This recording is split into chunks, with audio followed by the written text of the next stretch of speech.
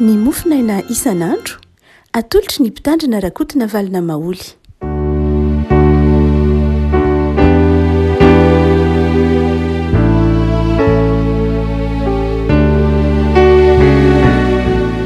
Firenena no era-panatsika hatratrity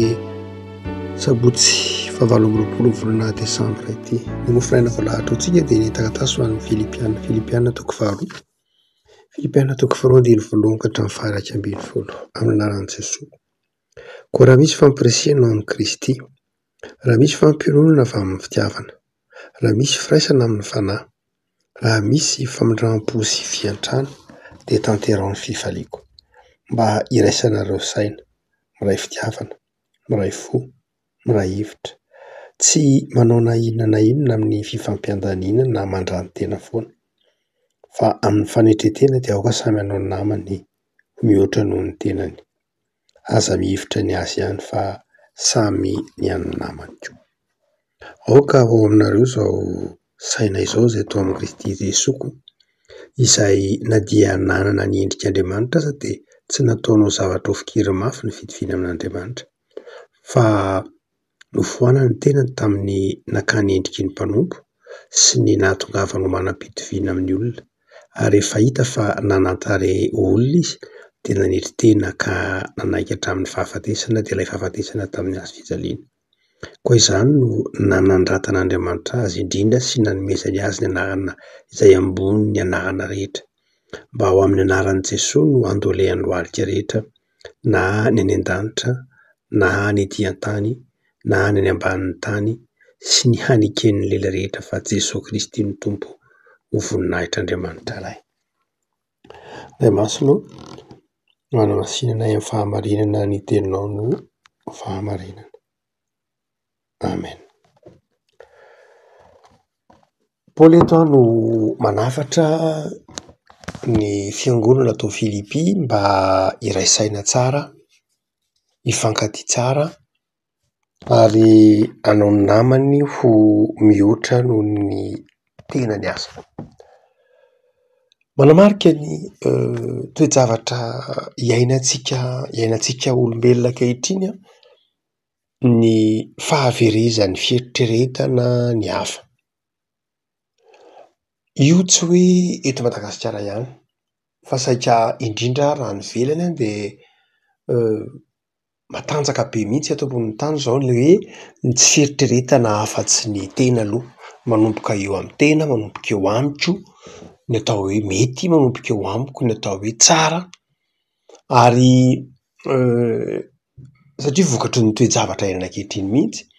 Eto Madagasikara moa dia vao mainka hitanao mihitsy fa mihavery tsikelikely ilay fieverana ny hafa, fieverana ny manodidina, ary io dia vokatry ny tsy fanaovana ho zava-dehibe koa nefa ny fanabeazana. Indrindray tsy inona iverintsika hoe misy soatoavina izay efa mipetraka ohatra hoe ny soatoavin'ny fihavanana, soatoavin'ny fifankatiavana, dia indraindray izy ireny ny soatoavin'ny fandriampahalemana, izy ireny soatoavina efa nolovana manjato taona na nampolo taona ny maro, dia mieritreritra foana isika hoe eo izy ireny. Dia satria tsika mieritreritra hoe eo izy ireny dia tsy manao fanabeazana hitehirizana an'ireny soatoavina ireny. Ka ireny soatoavina ireny mihevery tsikelikely, mihavery tsikelikely, dia lasa rehefa tsy eo intsony ilay soatoavina dia ny mamerina azy rehefa avy eo sarotra lavitra. Ohatra mihoatra vitsivitsy tsika, ohatra hoe amin'ny olona mpiray tanàna ohatra. Amin'ny olona mpiray tanàna dia na dia tsy kristianina ary ny olona mpiray tanàna, ataovy hoe any ambanivohitra rehetra any dia efa mandeha ho azy amin'ny mpiarabelona ny hoe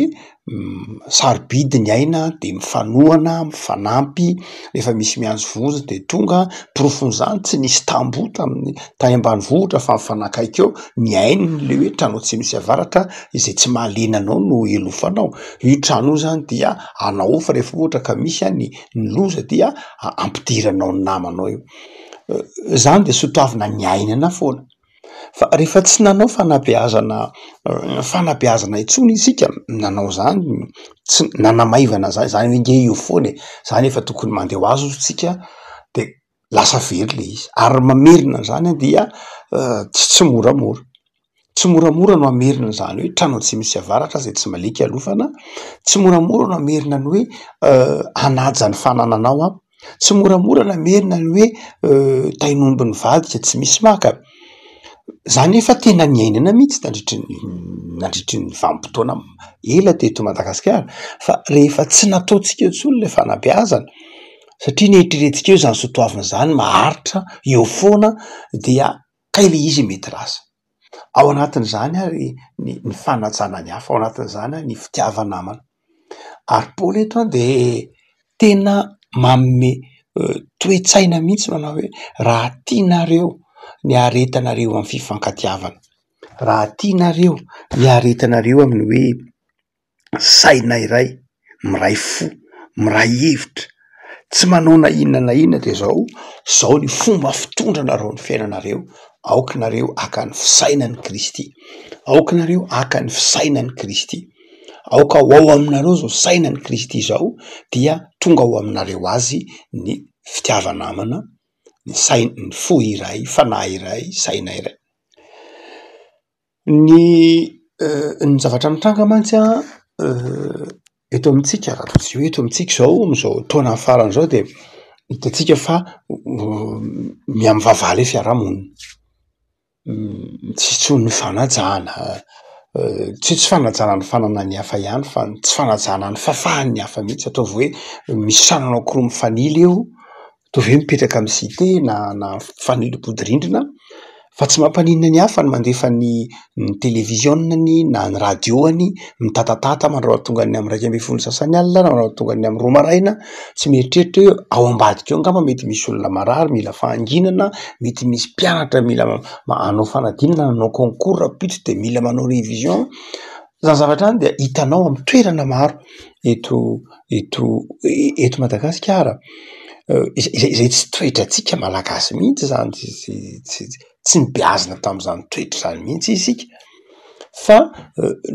tsika nieritreritra foana hoe izy eo ange zany firaisan-kiny zany fa zao tsika vao mahita manao hoe tena mihevery le firaisan-kina manomboka mihavery le firaisan-kina ary mila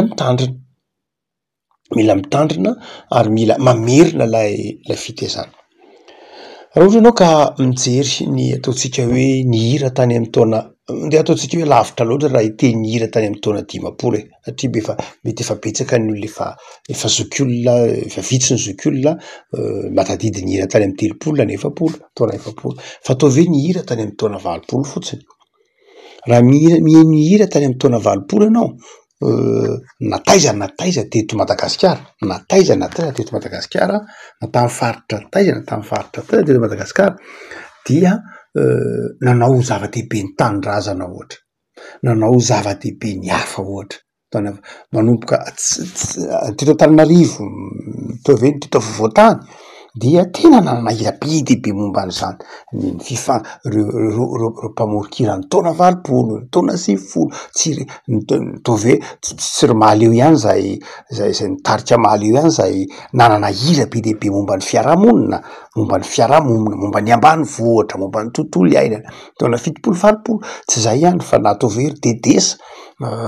Dedesa tany avaratra ry Zezemanoro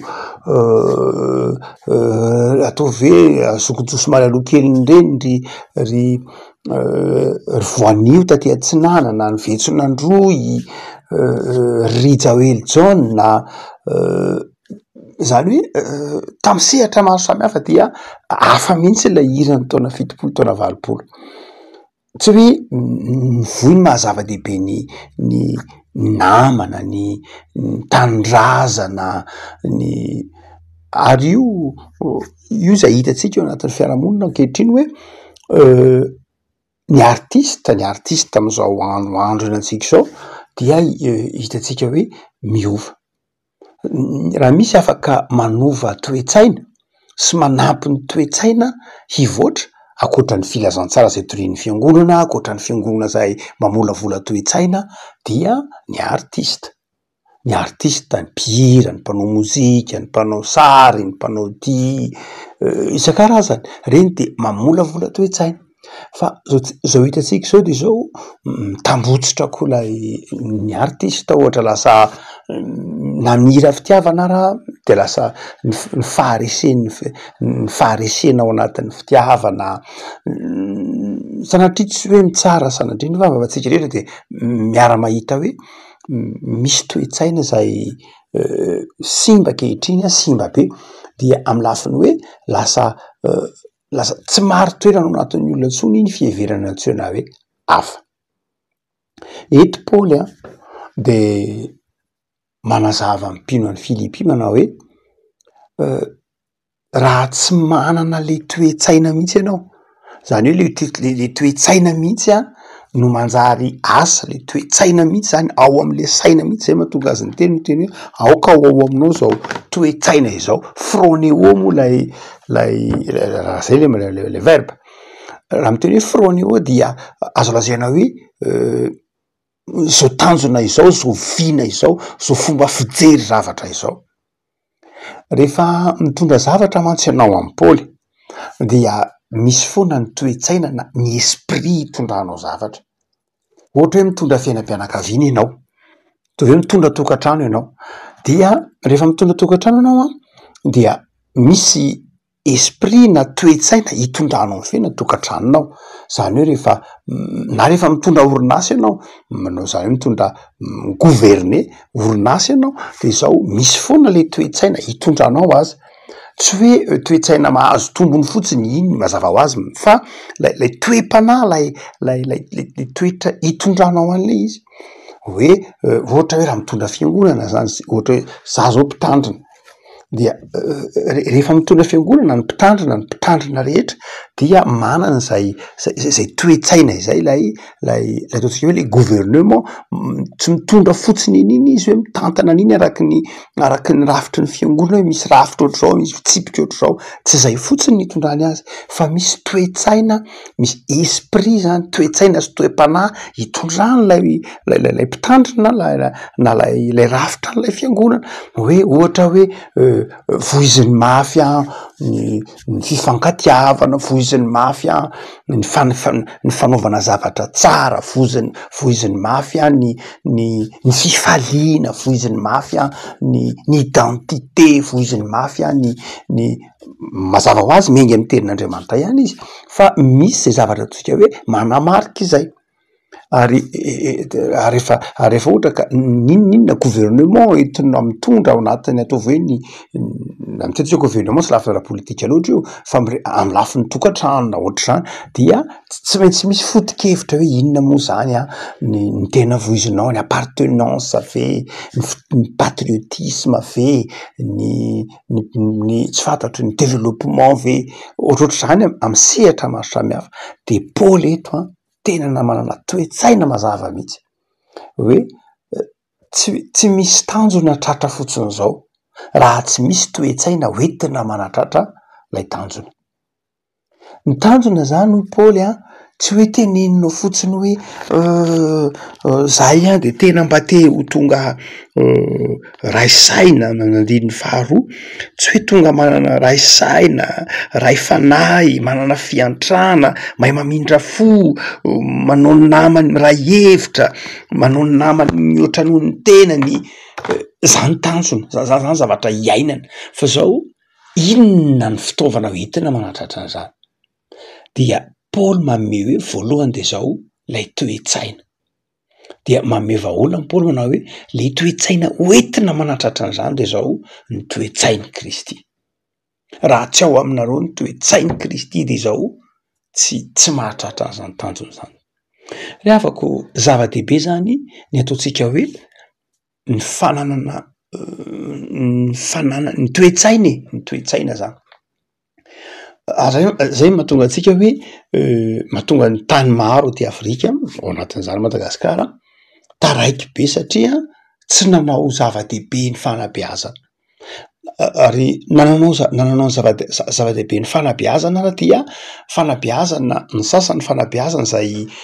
tsy nieritreritra ny azonina ilay sotoavina tsara teo aloha fa ny faneeritreritra hoe eo foana ohatra hoe malagasy zao dia tia fandriampahalemana be, tia fihavanana be, malagasy tsy tia miady izy, tsy tia mikorotana izy, mety be tabataba be izy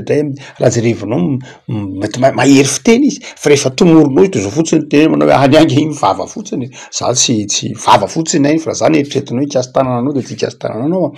fa zany zavatra any de zao mihavery tsikelikely nefa tsy apoizina satria mahery be lay tosika lay fahantrana, tosika ny fahasairanana, tosika ny fitiavatena, tosika le mondialisation dia mikisaka tsikelikely reny sotoavina reny ary rehefa mikisaka izy reny de lasa zavatra hafa mihitsy le malagasy rehefa aveo, lasa zavatra hafa mihitsy le toe-tsaim-piarahamonina noho zany de zao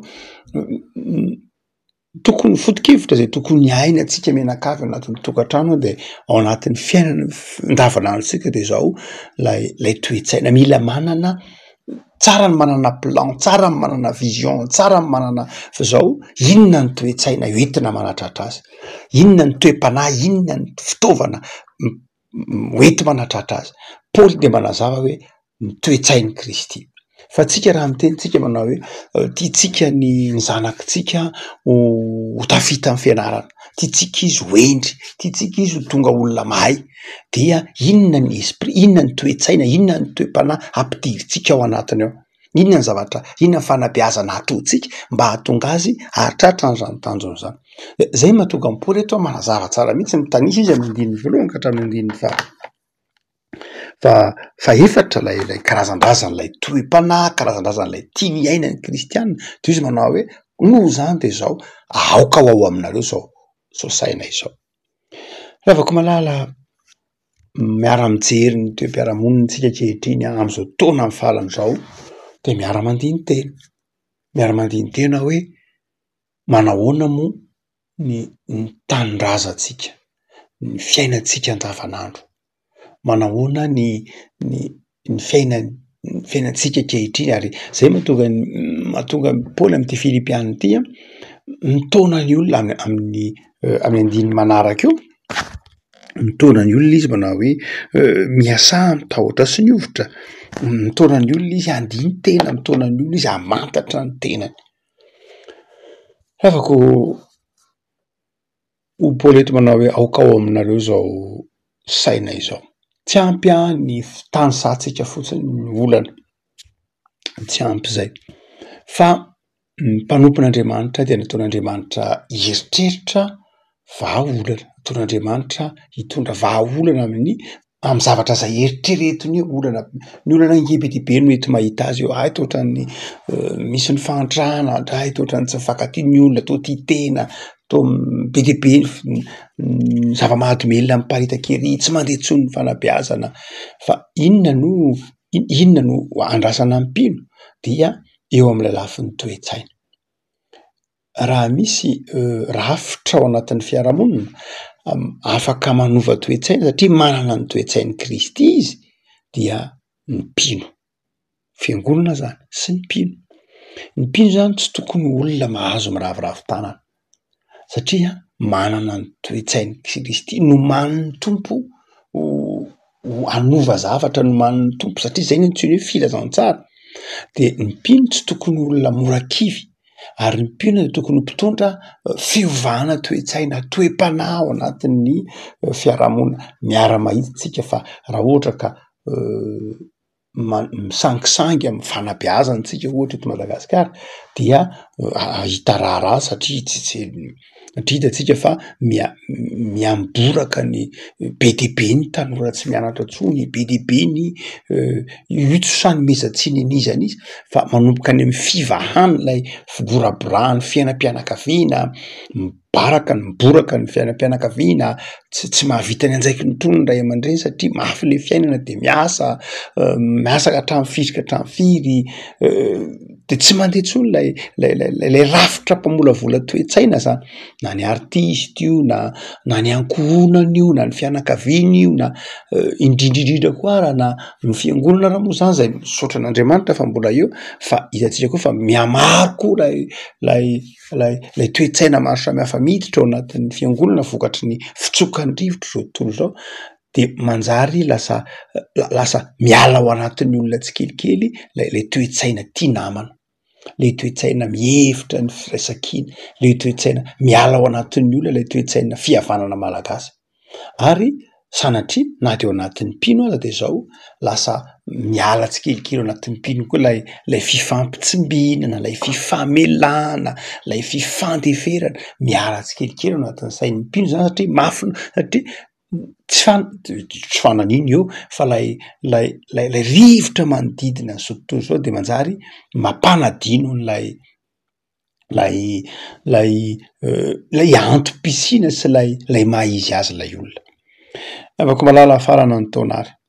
Inona ny toe-tsaina tiany Soatra Masina, tiany ny tompo takatrao, inona ny toe-tsaina tiany ny tompo iainanao de zao ny toe-tsain'i Jesoa. Jesoa de zao nanana fanetretena izy, nifoanany ny tenany, na de zanak'Andriamanitra azy izy, niainga avy any an-danitra izy nanaiko tonga olombelona, nifoanany tenany, zany maha-Andriamanitra zany toeram-boninahitra nifoanany noho itsika. Inona moa nefa izay ataontsika hoe mahaisika atsika ety ambonin'ny tany kely raha oharina am'izay nafony Jesoa ho atsika dia tiany Paoly ary ny ananantsika an'izany toe-tsaina zany, tiany Soatra Masina ananantsika toe-tsaina hoe miala amin'ny fitiavan-tena, miala amin'ny fitiavan-tena tafahoatra, miala amin'ny tsy fieritreretana fa tsy ny tena ihany. Tiany Soatra Masina ianao am'izao taona faran'izao mba hieritreritra mihitsy ny hoe za dia olona ao anatin'ny fiarahamonina manao namako mihoatra noho ny tenako, mieritreritra ny hafa, mieritreritra zay mahasoa manodidina ahy satria mpino satria Jesoa dia nanao an'izany teo amin'ny toerana misy azy mba hamonjy ahy, mba hanafaka de nifoanany tenany. De afaka tsy mora akory zany, tsy mora zany. Raha mora zany de tsy matoa amin'ny hazo fijaliany Kristy, fa raha tsy ao anatintsika, raha tsy teraka ao am-pontsika Jesoa de zao tsy manana an'izany toe-panahy zany, tsy vitatsika mihitsy ny hotia ny fahavalontsika, tsy vitatsika mihitsy ny hamaly soa zay manisy ratsy atsika, tsy vitatsika mihitsy ny hotia ny tanindrazantsika tahaka ny tiavan'i Jesoa ny tanindrazana, tsy vitatsika mihitsy ny hotia ny fiangonana tahaka ny tiavan'i Paoly ny fiangonana, tsy vitatsika mihitsy ny hotia fianakaviana tahaka ny tiavan'ny Petera ny fianakaviana raha tsy teraka ao am-pontsika Jesoa. Rehefa teraka ao am-pontsika Jesoa zay tsaroantsika tamin'ny Krismasy de zao manjary lasa manana ny toe-tsaina io tsika, toe-tsaina mana foana tena ary toe-tsaina zay hananantsika toe-tsain'i Kristy io no mahatonga antsika mahay mitanjona ho azy, vokatra ho azy aterak'izay ny tsy fireharehany ao anatrehan'ny hafa, ny tsy fizahozahoany ao anatrehan'ny hafa, ny tsy fanaovana tsinontsinona ny hafa, ny fanandratana ny hafa, ny fitiava namana rehefa teraka ao am-pontsika Jesoa. Noho zany dia Jesoa teraka ao am-pontsika nefa de zao fanekena ndray azy amin'ny finoana sy ny fitiavana. Hotsika manao hoe Jesoa angera tonga de aty ambonin'ny tany, namaka an'i Jesoa tsy hoe atao modely ho antsika tahaka izy izay eo fa tsy vitatsika no vato amin'ny hazo fijaliana oatra azy,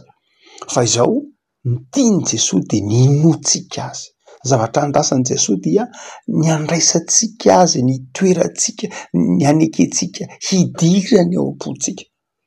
Hoy ny tenin'ny Apokalipsy toko fahatelo hoe indro Jesoa efa mitsangana eo am-baravarana kamandondona, raha misy mihaino feony de miditra ao am-pony izy mamono varavarana. Zany hoe ny andrasan'i Jesoa amintsika de zao itsika mamono fiainantsika, itsika mampiditra an'i Jesoa ao amin'ny fiainantsika. Zay no andrasan'i Jesoa. Ny sisa an'i Jesoa, isika manaiky ampiditra azy, ampetrano azy, ampiditra azy ao anatin'ny toe-tsaintsika mba hanovana ny toe-tsaintsika io. ka mahatonga antsika anana toe-tsaina sy fo madio sy toe-tsaina mahiratra dia toe-tsaina izay manana fomba fijery vaovao mihitsy ny hafa sy ny manodidina. Vavaka isika. Tompo ao misaoranao zany amin'ity faran'ny herinandro ity. Misaoranao ny amin'ny ohatra masina izay mampianatra anay fa zava-dehibe amin'ny fiainanay ny fananana fotokevitra zany manodidina anay hitezana ny andavanandronay. Manafatra anay ianao fa manomboka amin'ny toe-tsainay hanatraranay ny tanjona tianay faritana. Vaovao ny taona Tompo atsoatsy. Sahy hamaritra tanjona vaovao zahay. Dia ampianary zahay fa manomboka eo amin'ny toe-tsaina sy ny toe-panahinay no ahatratraranay ny tanjona izay tianay ho tratrarina miaraka aminao Andriamanitra. Saotra Tompo fa tianao zahay hanana ny toe-tsainao Jesoa.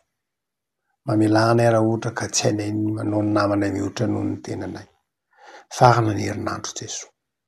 Saotra noho amin'izay nomenao anay tamin'ity herinandro ity. Mamindrafo aminay.